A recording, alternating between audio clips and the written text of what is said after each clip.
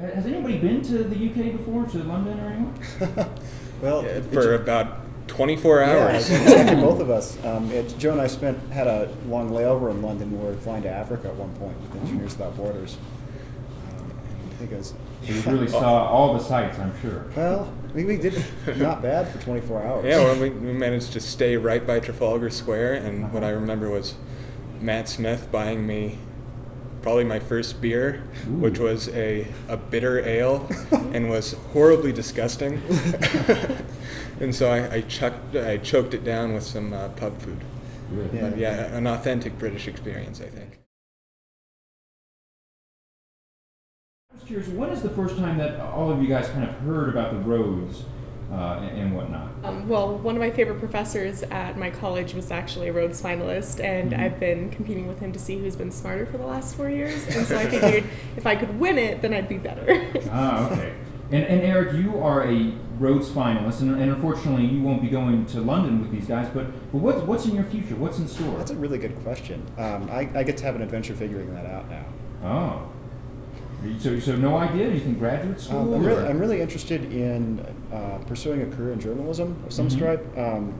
I'm, of course, an engineering student here, so the transition there is potentially going to be interesting. And Brian, you are a Marshall winner, so can you explain how that's a little bit different than the Rhodes? Yeah. Both of the scholarships are for 2 years of study in the UK, but the Marshall gives you the freedom to choose any institution in the UK or combination of institutions. And so Joe and Amanda will be spending their time at Oxford, but I'll be spending my time at the University of London.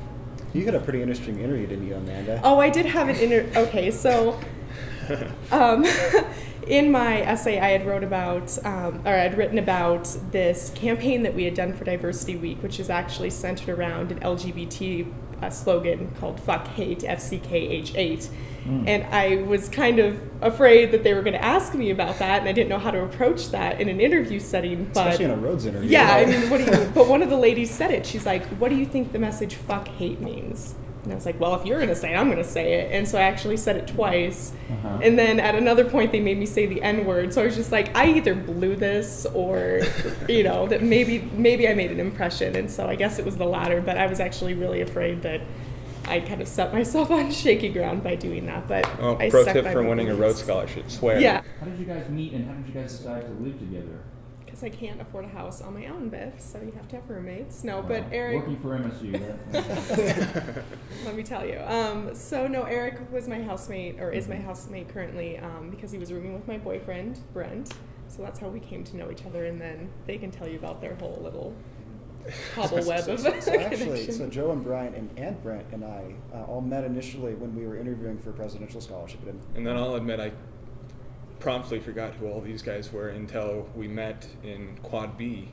Right. And all three of us were living in the same dormitory on the same floor for a year and a half. And then Brian and I went on to get an apartment and live together for 2 years after that, which of course was a pretty awesome experience. He's a good guy. He gives me a hard time a lot and beats me at board games and things like that. But I get along. Which board game? Is it Scrabble? Any board game. No, Joe's a Scrabble champion.